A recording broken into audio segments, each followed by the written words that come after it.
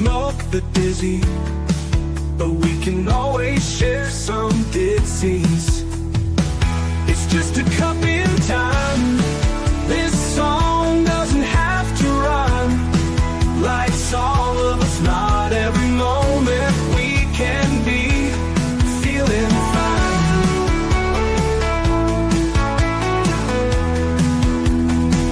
I wanna share a moment, just a second if you will, maybe even a cup of thrill.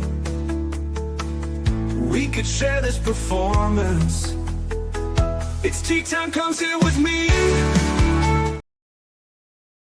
Well, welcome guys, Miss Liz in the house, and today I have Andrea Grant in the house, and we're going to be talking about her new book called Modern Natives, and we're going to be talking about all of that good stuff, and we're going to be talking about her tea. And the tea that she's serving tonight is preserving Natives' cultural stories in a new media format so that they are more accessible to various generations. That is the tea that we are serving tonight in the house. But before we get started, you guys know how Miss Liz rolls. We get over to all those platforms: Facebook, LinkedIn, Instagram, TikTok, Facebook, all of those good platforms. Give those a like, follow, subscribe, and then jump over to the podcast apps, Spotify, Podbean, Listen Notes, and also check out babyboomers.org because Miss Liz is partnered with them, and you can follow also some other incredible podcast over there on that platform. So tonight we will be speaking with Andrea and all that good stuff. But before we get over there, we're going to do a disclaimer and a beautiful intro, and then we're going to spill some tea together. And I want to thank everybody for joining me this afternoon for an incredible tea time. Again, get these tea times out there because they do make a difference for the guest and for somebody that they resonate with who's listening. Disclaimer for Miss Liz's Tea Time live show. Miss Liz's Tea Time is a global platform dedicating to sharing real life stories, diverse perspectives, and meaningful conversations that inspire awareness, healing, and connection. I, Miss Liz, is going live using StreamYard. Before leaving a comment during the live broadcast, please grant StreamYard permission to display your name at StreamYard.com. Please be advised that all the content brought forward during any Tea Time show is presented in good faith. However, discussions may include opinions, beliefs, and perspectives that do not necessarily represent the views of Miss Liz or the Tea Time platform. Information shared by guests is based on their own experiences and is perceived to be accurate at the giving time of airing. All guests, viewers, and participants are responsible for using their own good judgment when considering any action or decision that may relate to these discussions.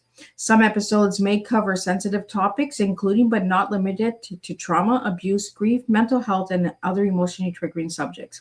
Listeners' and viewers' discretion is strongly advised. Tea Time with Miss Liz is an open discussion forum designed to offer insight, inspire awareness, and create connection. It is not a substitute for professional, medical, legal, or therapeutical advice.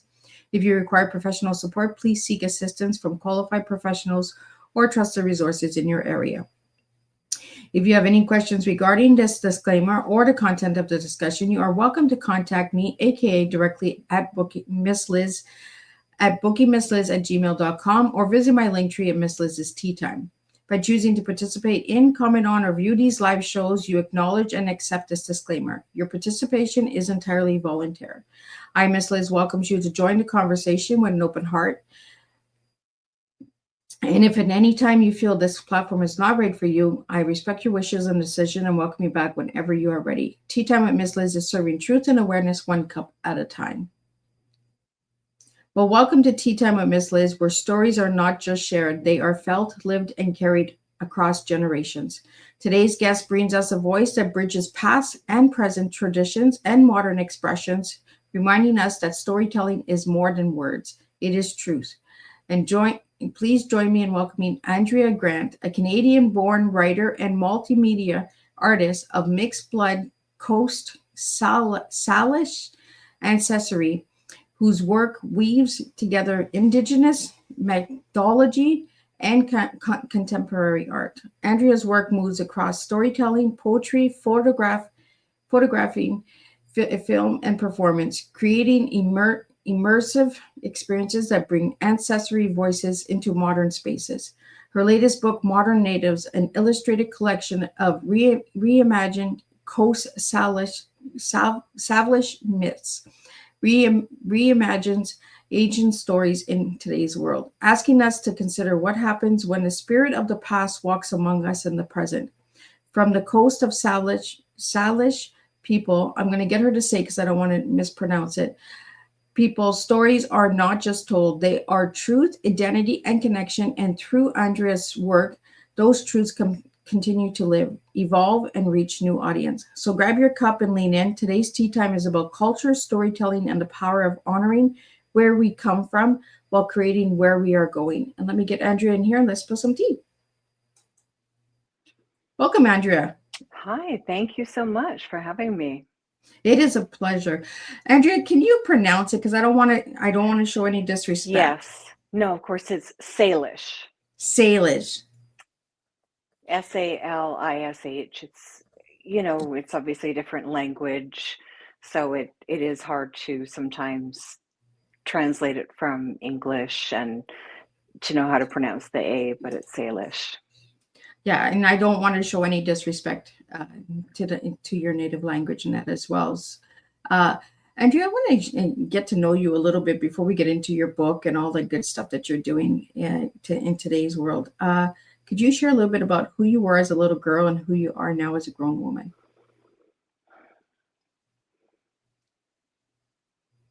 As a child, I always felt the calling to be a storyteller, and I was always writing little books and drawing and trying to make like a library of my own content. And then as I got into my teenage years and college, I studied creative writing, and I felt that helped me develop my voice as an editor because of course we need to evolve constantly. And then I just started creating my own reality. I wanted to have a magazine, so I just started a magazine called Copious out of the blue, and it was a mixture of poetry, interviews, pop culture, and it did really well. It was that zine time where these little books were very popular, and then I moved to New York City and worked in publishing for a magazine, which was a great experience, and just always followed that path. And then I got this idea for a comic book called Minx, and I started to create early renditions of this indigenous superhero and kind of went from there. And Andrea, do you want to share a little bit about Minx? Because I looked at Minx. Anybody wants to know more about Minx, they can check out her website that is on the screen. But Andrea, tell us a little bit about that superhero that you created.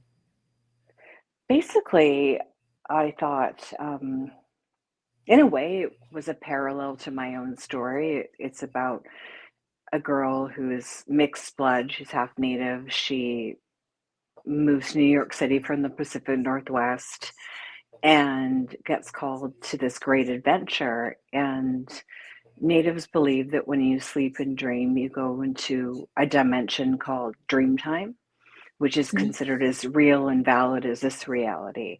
So she was called to be a dream warrior and fight forces that attack people in their nightmares, and a whole other insidious world different from the waking world. And then in the waking world, she wanted to be an artist and was just trying to live her life. And then a bunch of supernatural wolves show up and call her to this adventure, and she realizes that there's a larger destiny for her. So there's a lot you can do when you're working with parallel universes and different characters with their own personalities, and it's been a really fun project.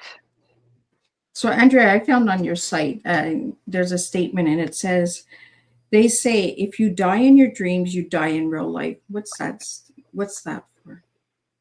That's kind of part of the storyline, and that's an urban myth that I'd heard, that you have these dreams or you're going to jump off a cliff or something, but you don't. You fly or you do something else, and you're not really like jumping down into the abyss and nothing bad happens to you. So yeah, it was this urban legend that I'd heard. If you actually die in your dreams, you're going to die in real life. It's a sign. And I wanted to take that and play around with it, and by making this character like a dream warrior who's protecting people from their nightmares and bad things that can happen in the dream world. It just seemed like a grand statement to open the description of what the book was about, or the books, I should say. Well, we have a comment here, so I'm going to guess that this person knows you. They said Andrea is also an Anglo-American. Anglo-American? Yeah, I mean, my mother is white. My father is native, so I'm half. I'm mixed. That's true. I'm gonna guess that they know you, this person who's tuning in. Maybe. We have another comment here that is, this conversation is so powerful. How did Andrea first start re-imaging these ancestry stories? Okay. I always had an interest in Native mythology, and I've always studied it, read whatever books I could. And a few years ago, I connected with my tribe. My father was very spiritual and gifted in arts and carving and healing, and a shaman. And when I got to meet my people, because I was living in New York, and I trekked back to the Pacific Northwest, and it was beautiful and it was ceremonial, and I was gifted by the knowledge keepers of the tribe like a stack of binders like that, with archival material, like things that had just been typewritten and had never been put into book format. And they said, we like your comic book, we like your stories, we grant you permission to use this material. And so I felt, they told me, this is your job, kind of, this is, we see that you're called to this. It's your responsibility to be a storyteller and take some of our lesser known myths and translate them, and take what was originally oral stories and tradition that had been typed out or put into print but had not been widely distributed. So I've always been really interested in bringing a multimedia aspect in, bringing video in, audio in, short film, like just to tell our stories in different ways so that they reach a wider audience. What are some of the myths of the Savage tribe? Okay, a lot to do with Salish myths. It's a lot of animal spirits, so a lot of transformation myths. So the people went and this happened and they turned into killer whales and swam away to freedom. There's two types of myth in the Salish storytelling world, and one is that it's ancient myth, so it's sort of like coyote, raven, the spirit animals, like the tricksters, all the characters before humans were really part of the story. And then you get a point where humans are involved in interacting with these deities, if you will. And an interesting thing, so the narratives are not considered to be fiction. They're considered to be fact, and they're considered to be teachings from the ancestors. And so a storyteller, you can include historical accounts of things. You're allowed to make the story your own, but in a way you don't own the story. You're telling your version of it to teach and carry on that knowledge. Andrea, do you feel like the elders have given you the wisdom and and the light to share the stories for the modern natives and the younger generation? Definitely. Like we've definitely, I'm always in contact with, I've got my advisors who I'll run something by them. Like, do you think that this story is appropriate? If we bring in like the coyote, but he's hanging out here and he's doing this. And just, I find that everything has been met with approval and keep going.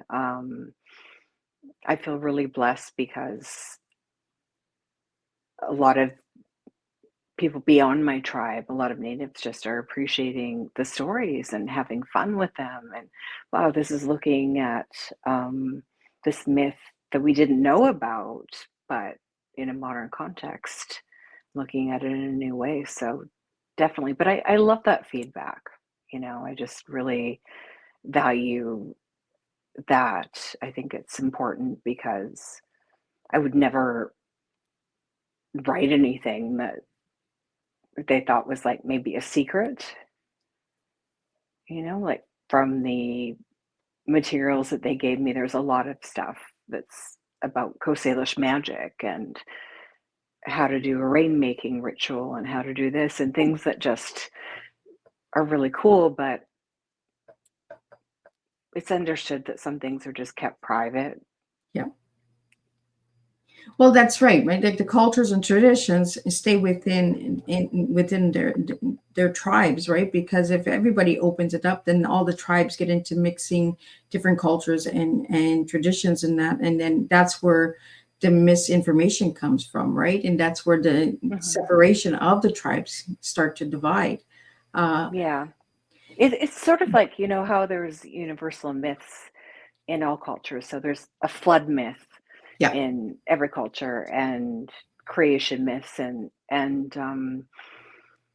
the Coast Salish people approve of you reinventing them and making your own interpretation of the myth. But Yeah. like you said, there's always a thread that binds them together. They never Right. stray too much from the lesson in the story. I'd say the lessons are consistent Absolutely. usually. Well, we have a couple of questions that are coming in, and I'd like to get them out to you. And the first one that I'd like to get out to you is you say stories are truth. What does this mean within the coast Salish. Salish culture? So what does Basically, how we interpret stories, it's not fiction. It's not, everything's based on our experiences or a myth somehow. If we're writing stories about natives and but yeah, the people consider it to be true. Like it's not, you're not making it up. You're yeah, drawing from the well and you're just maybe reinterpreting it a little bit. But we believe there's different dimensions. We believe like in the transformation and the animal spirits, and what we believe most dominantly is that the ancestors sometimes speak through us. So those words are being channeled not just by yourself and your imagination, but maybe your grandmother is coming in and voicing a point of view or whatnot. So they're considered factual rather than fiction. so your tribe, do they get the storytelling through the animal spirit, the fire, the nature, or is it Nature speaks to you, and there's a life there, but ancestors, like the elders that have passed away, basically have passed on.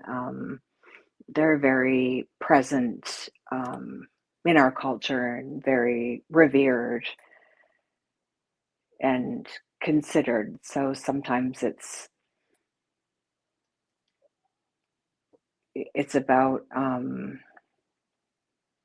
kind of like if you turn a radio on, and you get a different radio frequency and you get somebody, maybe it's a relative or somebody from the past that you don't even know, but guiding you to, like, helping with these stories a little bit. So it's kind of like the ancestry coming through the spirit of you're having a cup of tea. Like we mentioned before we went live, you have your grandma's cup of tea. Does that cup speak to you in a way when you hold it? Yeah, it absolutely does. So it's I always loved this china pattern when I was a kid, the blue roses from Royal Albert, and my grandmother bought me a tea set at one point, and it was just a couple of cups and saucers and the beautiful teapot and the cream and sugar. Um, but it remains one of my treasured possessions. It's managed to survive moving across the country a couple of times and not breaking. So it's just, and it makes me think of her when I look at it. And that's what I mean, like the things we hold, right, that are dear to us, like a teacup, the memories, the moments, bringing that past to the present. And you talk about this a lot with all of the different medias that you use with photographing and uh, poetry and film. You bring that through in your work, right, Andrea? Yeah, I feel I do. I feel I'm drawn to this space of when we're being really honest and not, we're thinking beyond ourselves, or I'm thinking there's a larger message. Like, what do I want to convey? What A poem is one thing, but to do a spoken word film, that's a huge project. And I make sure, okay, am I telling some of our stories the way that they would want to be interpreted? Am I describing ritual or remembrance? And there's always something with one poem starts out, the bones of my ancestors burned beneath my ankles. And I just think about that quite a bit. Just think about honoring the past, but looking to the future. Well, and that's the thing. My Oma, which means grandma, was teaching me the past, right? To be in the present to get ready for the future. And I think that's what all the ancestors really want us to do, right? Is to understand the past stories so we can bring them into the present so that they can be in the future when we're no longer here. Absolutely. Yeah, it's carrying on tradition and not forgetting the things that are important. And in native tribe traditions and cultures are slowly disappearing, and it's people like yourself, Andrea, that's keeping them alive, right? By sharing them through poetry, films, and the work that you do, and the future generation of your tribe will honor you for that because you kept it alive, you kept it moving, you kept the stories there, right? For the elders because they're no longer here to tell those stories. So they're coming through to you and saying, share our stories, get our tradition and culture out there. We have some couple questions here that I'd just like to get out to you, Andrea, about the culture. What challenges in re-imaging ancestry stories today? I would say just wanting to bring a fresh perspective. So, one thing I love to do with my stories is I'd like to take a myth and maybe it's a myth set within a new reimagined myth. So, an example would be a father telling his daughter about the Sky Sisters and the myth of that, and the daughter really thinking about maybe how that relates to her own life or what she wants to do. There's just a lot of lessons I'd say as far as a challenge, for me, it was really important to have every character and every story. Usually they're in the first person, a couple of them are in the third person, but it's making sure that everyone has their own voice and they don't all sound the same. So one sister will have one voice and one sister will be maybe a little bit more funny or lighthearted, and there's always a juxtaposition. I don't want it ever to be flat. So we have a question here for you, Andrea, about the younger generation. It says, "Good evening, everyone. How do younger generations connect with these reimage myths stories?" I think they're looking at it like it's interesting because the book is a, a paperback and it's a large book. It's 8 by 10 and it's printed and you would want it on your bookshelf. Like it's a pretty book. But of course, there's the Kindle now and the digital versions of everything. And so, how younger generations are clicking through and scrolling through and not like speed reading, probably. Yeah. Or having the That's book read to them. exactly, exactly. But I'm noticing that with the digital age, there's a nostalgia. People want to read or they want to look at a book and pick it up and touch it and feel the paper. So I don't get to find out where the book goes always. Sometimes I'll get a lovely email that says, "Oh, I loved your book and I passed it on to my sister." And they say that with every book, 4 or 5 people end up looking at it and kind of reading it, which is an interesting statistic. I don't know if that's accurate right now, but a few years ago, that was the stat for publishing. So you have to hope that it's just going to be seen, and because it's got pictures, illustrations in it, it's easier. Someone's going to pick it up and like it more. A younger person who loves visuals and is used to viewing media that way. And then, my goal is to learn some of the animation and learn how to kind of bring some of these bits to life in a different way. Well, I really encourage all my listeners to go over and check out this website that you see on the screen, AndreaGrant.com, because you'll understand Minx and you'll understand a little bit more of what she's speaking about tonight.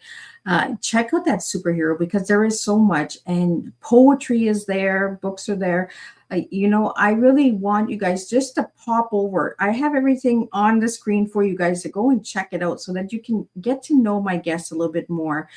You also, if you look over on the bottom of the screen, you'll see a little bit of what Andrea does and what she's a part of, and all her a little kind of like a little resume bio is in the corner. So I like to give you guys all the information. So if you really just want to keep checking out my guests for more, because I do see the comments coming in that you guys would like to know more about Andrea's work and all that. Check out the websites.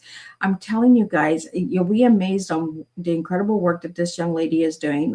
She's amazing. And the artwork, we're going to bring up her book that we're going to talk about tonight. But before we do that, we're going to get into the question that just came in for you, Andrea. And that is, how does Andrea Grant decide what traditional elements to modernize in her work? Just instinct. I'll have, before I write a story, I usually outline it. So create like a very simple paragraph. What is this about? What is the theme? What do I want to convey? And from there, I don't know, it just unfolds. So sometimes it's a myth within a myth. Sometimes it's a character like Coyote and he's on his own journey. Or sometimes it's a completely new story, but it has to do with the missing and murdered Indigenous women's movement, and women transforming and saving a girl who's been abducted. And there's always a redemption in my stories. I think the narrative keeps a certain pace within itself, and then there's some kind of resolution or some kind of lesson. So as far as modernizing, I'd say, yeah, I take everything, and I don't want to repeat what's been done Yeah. exactly. If there's a story about Coyote, I'm not going to just synthesize it and do that, because people can find that online, and there's other writers who've done that. And what can I do to make it different, and what can I do to make it a deity like that, to have a human aspect, for example. Well, we got 2 more questions and then we're going to jump into her book. So stick around for that, because I'm going to bring up the book. You'll be able to see the beautiful cover and all of that good stuff. The next question I have for you is, do you think reimagining myths changes how communities understand their own culture identities? I think it just adds a layer of perspective. I think that if people enjoy the story, it's going to stick in their minds and entertain them. And I think just, it's like, yes, I have the outline when I'm about to write a story, but it goes through like a ton of revisions on my end. And is this compelling enough? Is this like exciting? Okay, what could I do instead? How can I turn it upside down? How can I bring like maybe a sense of humor into some of the stories, or redemption? Like, you want people to feel satisfied when they've read something Yeah. that you've written. You don't want them to be like, oh, I just wasted 20 minutes of my life. I can't get those 20 minutes back. You know what? You guys tune into Miss Liz for 1 hour every Tuesday and Thursday, sometimes Mondays and Fridays, because Miss Liz is having to add all of that in there. But you know what? It's 1 hour of good entertainment and good information, good education, and you get to know a little bit about different cultures, traditions, languages, all that good stuff. What goes into this question is, how do multimedia formats like film, poetry, and photography enhance the preservation of Indigenous stories? Oh, that's a really good question. Right? I got good listeners. Everyone's asking really great questions, and thank you for that. I appreciate that, because they're well thought out. Okay. I would say, like, for me, it's something like I just wrote for myself as a guide. And basically, poetry gives me like an intimacy and a rhythm.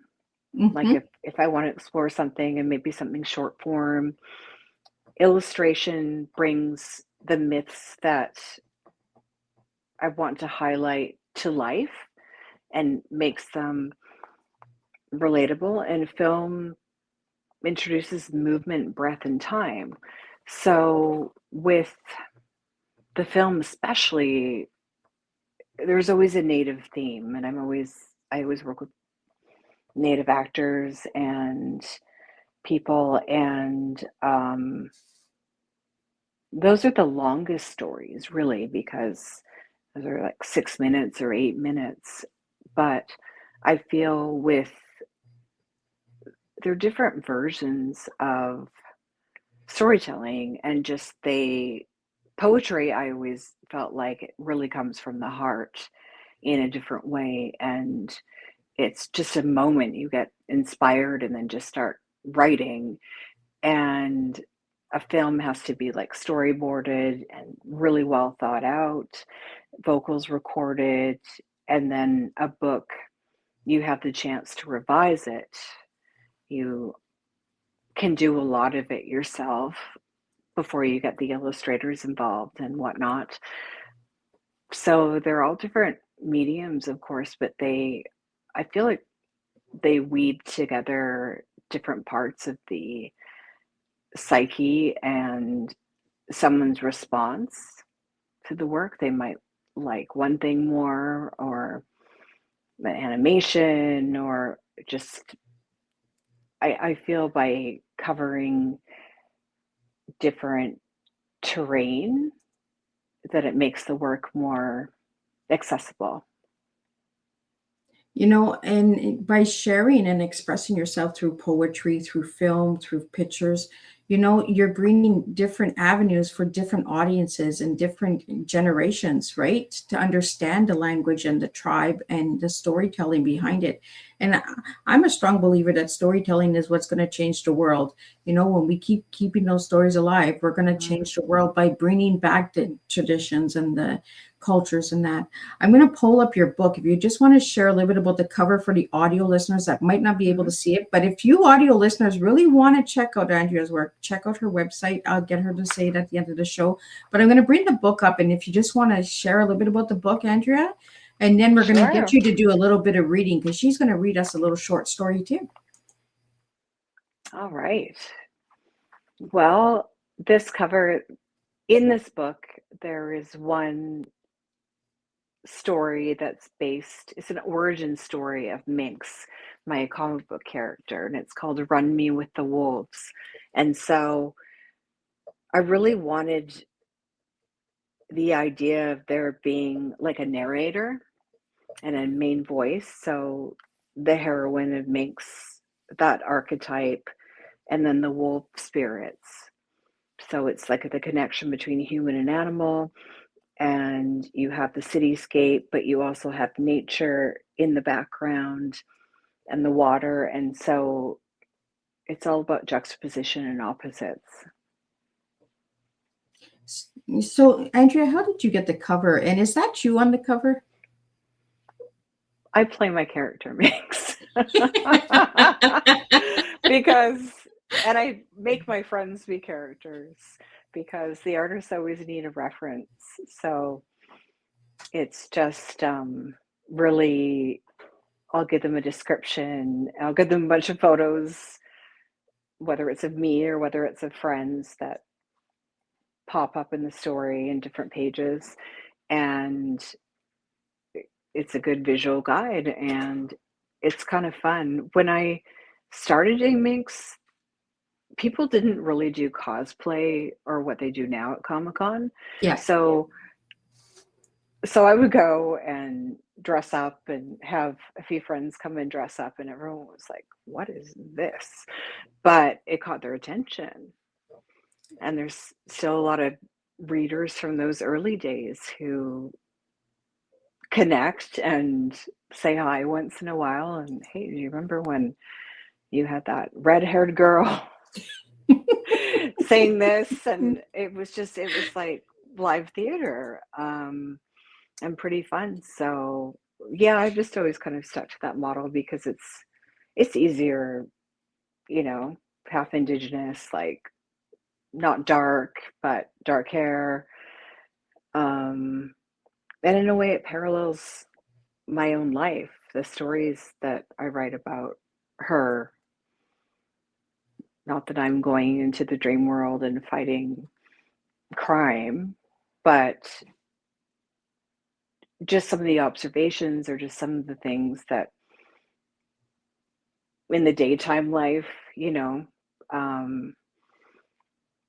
that happen to the character. Like she wants to be an artist, and it just ends up being like a really fun outlet, and really an interesting parallel in some ways. I always say that things I write are either true or they come true. And there's been some eerie experiences where I've written something and then it's happened. Do you want to share an experience? Yeah. So, for example, in the Minx Dream War book, I wanted the character to be attacked by a monster in the East Village, kind of, who was from the dream world that kind of came through. And then she goes in a coma for a long time. And then she wakes up and like the world's different. And really, people don't, I guess sometimes they stay in comas that long, but it's not really typical. But then, but then I had like a hospital emergency and I was in the ambulance and I was thinking like, God, did I write this on some level, like accidentally? So I'm pretty careful with that stuff now. So, Andrea, you asked if you could read a story. So, do you want to read your story, a little story to us? Yeah, I will read The Water Dream just because it's a shorter length story. Some of them are quite long. Actually, I'm going to give you two choices. Oh, Do you I want get to choose. You get to choose. Do you want the water monster myth, or do you want a story kind of a family trying to find their Oh, let's go. togetherness? And And they're both good. Uh, all my audience, would you like the water monster or the family? What would you guys like to listen to tonight? Put it in the comment section, and then we'll see. We'll give you guys a few seconds. I'll ask Andrea a couple of questions in between, and we'll see what you guys say, and then we'll get her to read the little story to us. Andrea, I'm going to ask you some lightning bolt questions, just fast answers for these ones. And then we'll see what the listeners want to hear. If they want to hear the water monster or the family tradition, and we'll take it from there. One word that describes your art. Multimedia. Oh, past or present, which speaks louder to you?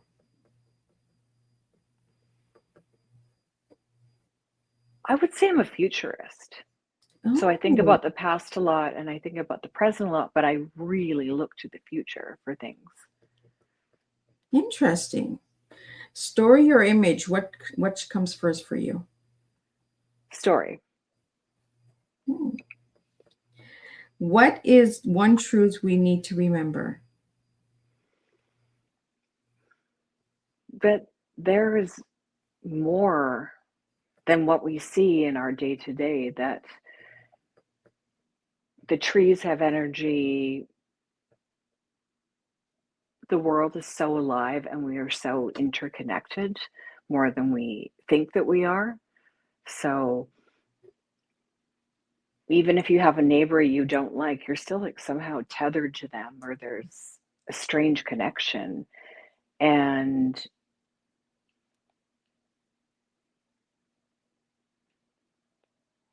yeah, just that all living things are connected.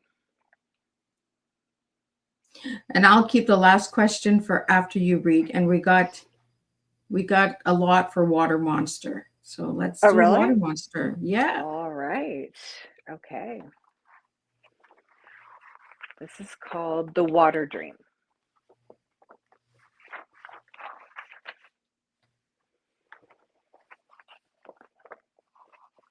I was 3 years old when I fell into the Englishman River. The gray-green effervescence that belied the pole of the depths and death, approaching rapidly, enveloped me. So blurry were the currents trying to lull me into eternal sleep that I could hardly make out the serpentine shape approaching me.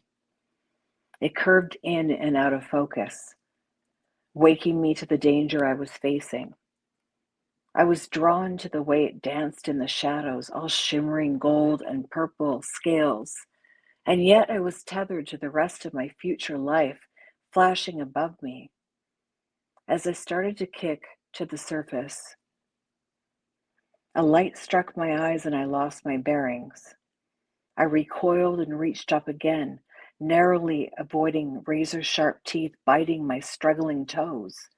Strong hands finally met mine, lifting me from my river grave and away from the colossal creature. Then I saw its cold, terrifying eyes staring back at me. I screamed and everything went black. I lived, but my consciousness was forever altered.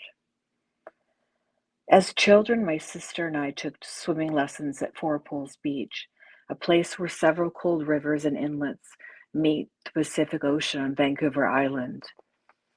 Whenever the swimming teacher tried to get me to hold my breath and swim underwater, I panicked.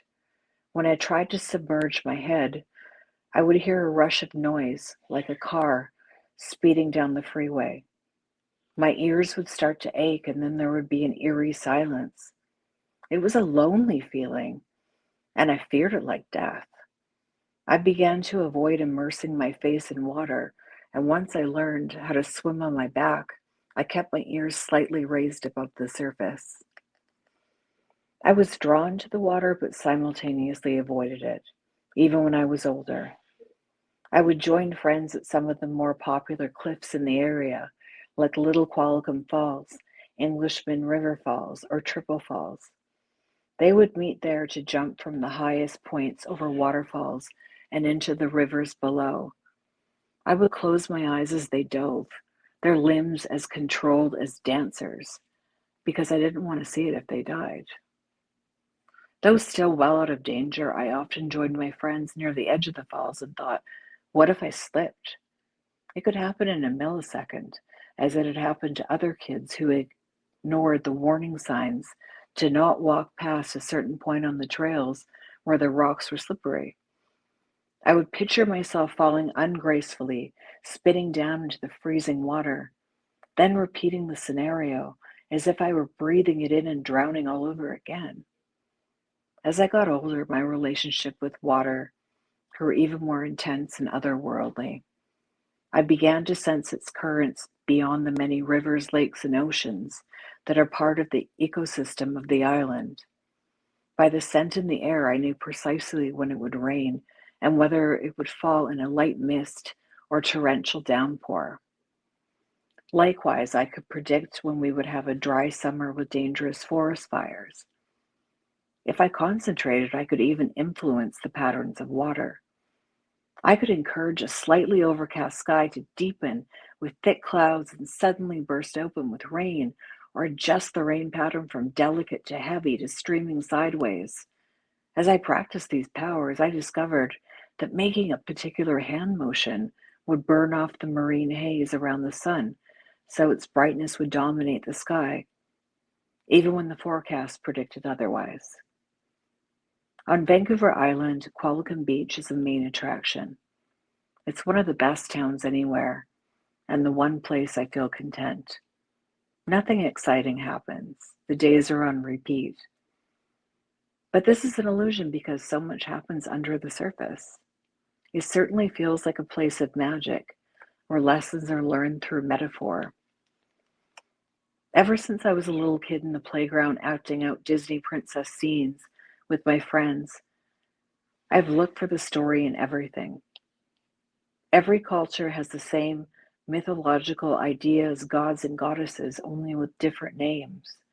There isn't much difference between the Greek god Ares and the Cowichan Calypsan stoneheads.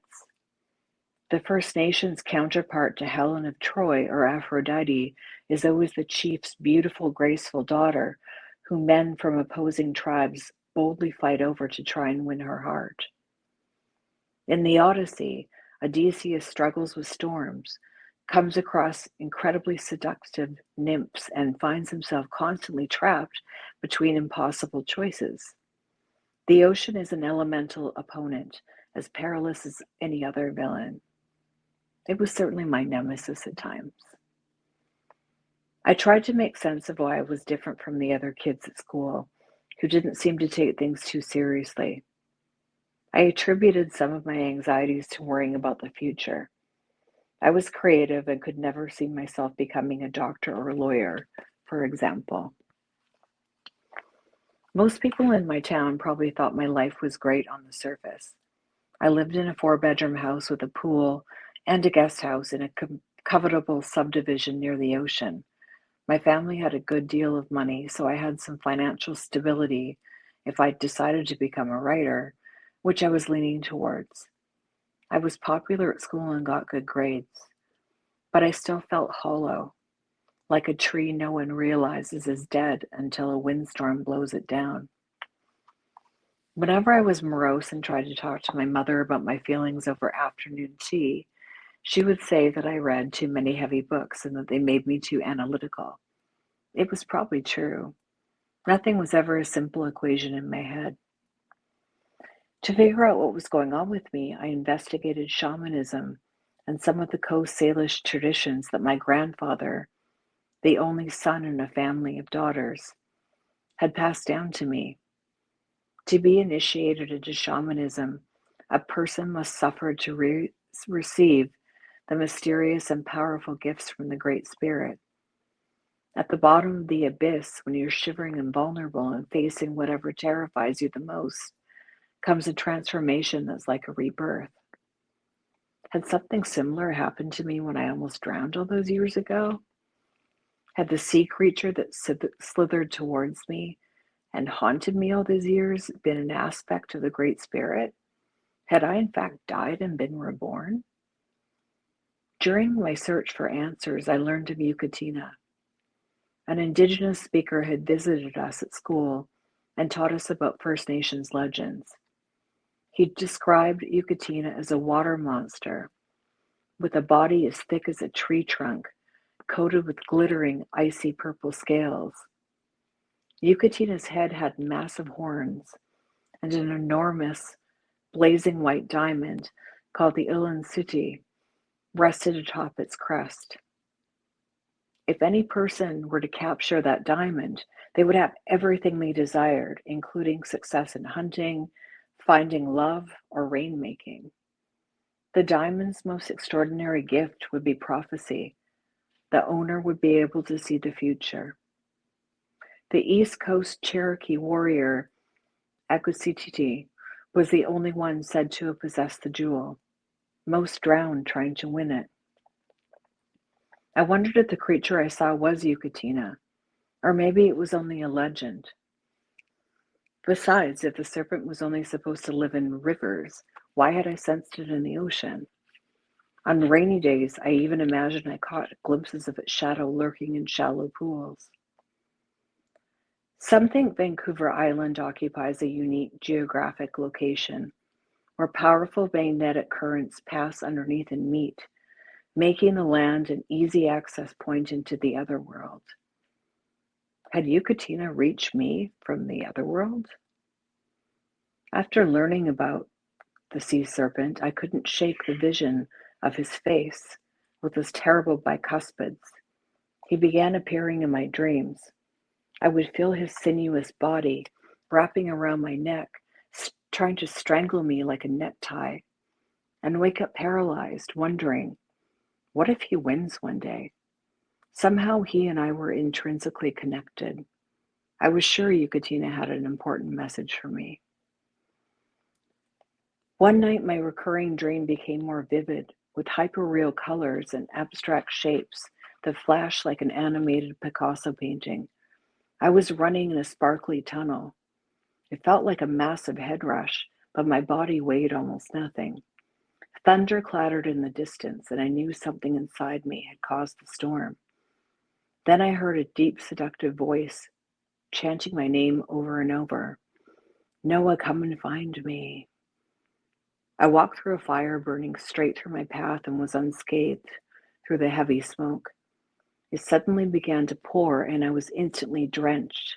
The rain was so heavy that it was falling sideways, icy sleet that cut through my skin. My legs were like weights, but in my stumbling, they still led me to daylight towards the voice. But when I finally reached my destination, I was all alone. The dream then sped up, and I realized I was standing on a cliff, my toes hanging over the edge. The sky got dark again, and it began to pour. I moved forward and plummeted into the water, a menacing laugh echoing shrilly in my ears. When I woke up, the scent of salt water was all around me. My room was bitterly cold and I was shivering with fear. I couldn't fall back to sleep afterward. I felt a sense of vertigo for the rest of the day, like I was falling repeatedly at high velocity. One day I revealed to my father that I was having bad dreams that were filling me with terror. We talked about what it means to face the demons within. He said it was only through a series of sweats at his sweat lodge that he was able to heal the violent rage he had struggled with for most of his life. He invited me to join him for his next session. Amid my first sweat lodge experience, something dark inside me was revealed. The shaman conducting the ceremony told me it was like a shadow spirit was attached to me, trying to steal my vibrancy. He took out a rattle and shook it hard, insisting that the sound would make the shadow leave temporarily, at which point healing magic could be initiated. Snakes covered the ground, and I felt my soul leaving my body, hovering slightly above and witnessing what was occurring. The room started to fill with natives, young and old. Drumming began. As the pounding grew more rhythmic, the sweat became hotter. I realized my ancestors had come to join the ceremony. "Noah, you have summoned us," a great-grandfather said. "You may ask the usual 3 questions." I couldn't speak, but my thoughts could be heard. "Why is it that Yucatina focuses on me?" I asked. "Why do I even see him?" "He's mirroring your actions," my ancestor replied. "If you seek him out, he will seek you out. Break the pattern." I wanted to ask how that would be possible, but instead I asked, "What should I do with my life? I need to know my true purpose." "That's more than 3 questions," the ancestor murmured. "You are a born storyteller. Writing your thoughts and feelings down would help you channel into a narrative you track. That's the only way you will regain control and find peace." I was also told I had power over the elements, but they needed to be harnessed. "Beware of playing games with the weather, or it will play unexpected games with you," another ancestor cautioned. Then they all vanished, leaving me to decipher the riddles and visual clues, such as rain, a notebook to document ideas and discoveries, and a fountain pen, which has long been a classical instrument for writers. My soul was suddenly back in my body, and the room was cooling down. The shaman's ceremonial assistant handed me a glass of ice water, which I drank thirstily. "How do you feel?" my father asked when I got home. "Strange," was all I could say. But in my heart, I knew I'd received a gift to help define my purpose in the physical world. The night after my sweat, I had another dream. I was driving down the California coast on a quest for a treasure that had been lost at sea. I didn't know what the treasure was, only that it contained remarkable jewels and was of great spiritual value. A young man was traveling with me. There was something supernatural about him that suggested he was a conjurer of magic. When I looked into his eyes, they were an otherworldly, silvery olive green. We drove along the raw, sun-baked beaches, searching for the treasure. At each new inlet, we'd stop. We'd get out of the car and immerse ourselves in the waves. I was astounded to find that he had the ability to turn into a killer whale at will and swim for hours, transforming back into a human the instant the water became shallow. He was a guardian spirit sent by the ancestors to assist me on my journey. There was no sign of Yucatina. I had no more fear of the water. Around my neck, hanging on a silver chain, was a huge glittering diamond reflecting the sunlight. It was the Ulan-Suti. I had conquered my ferocious monster. I was the mistress of both worlds, ocean and land. Well, thank you so much for reading that, Andrea. And thank you to all my listeners who sat and listened to her read that chapter. How many chapters are in your book, Andrea? Oh, I always forget. There's basically like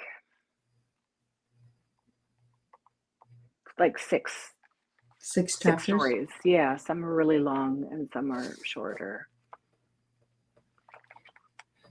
Andrea, what is your final message that you'd like to give to my listeners tonight? And where can they find you? Where can they find the book and all that? I'm just going to pop up the book one more time so people can see the the incredible cover of this book, because I think it's gorgeous. Just read out and spell out your website for all the audio listeners. Yes, so my book is Modern Natives. It's available through my website, andreagrant.com. It's also on Amazon. So Modern Natives with an S. And if you could spell out your website for everybody, and then give me a final message you'd like all the listeners to know tonight. Okay, sure. My name, Andrea Grant, is spelled AndreaGrant.com.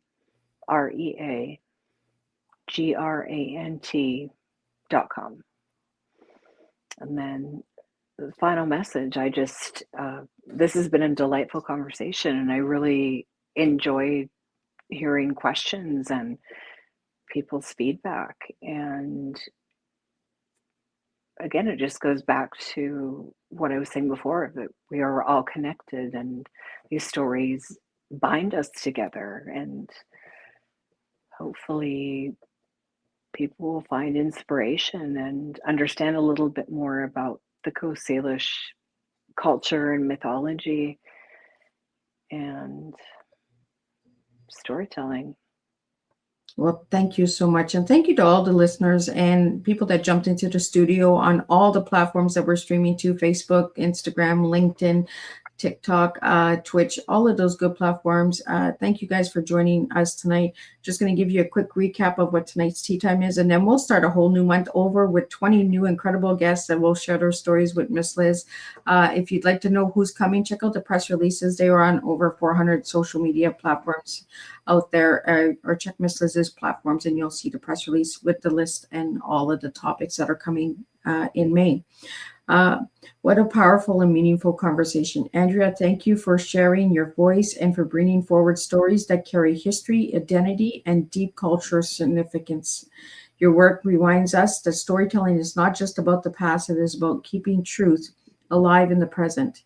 Tonight, we were reminded that when we listen to stories rooted in culture and ancestry, we begin to understand that not only others, but ourselves. Your storytelling creates space to reflect, to learn, and to honor the voices that came before us. Here is something to carry with you after this tea time. What stories are you carrying within you, and how are you choosing to honor them? Because stories are not just meant to be remembered, they are meant to be lived, shared, and passed forward. Until our next cup shared, keep listening, keep honoring, and keep telling the stories that matter. And I'll see everybody on the 2nd of May with the new tea times of next month. Thank you guys all for joining me tonight. Thank you so much.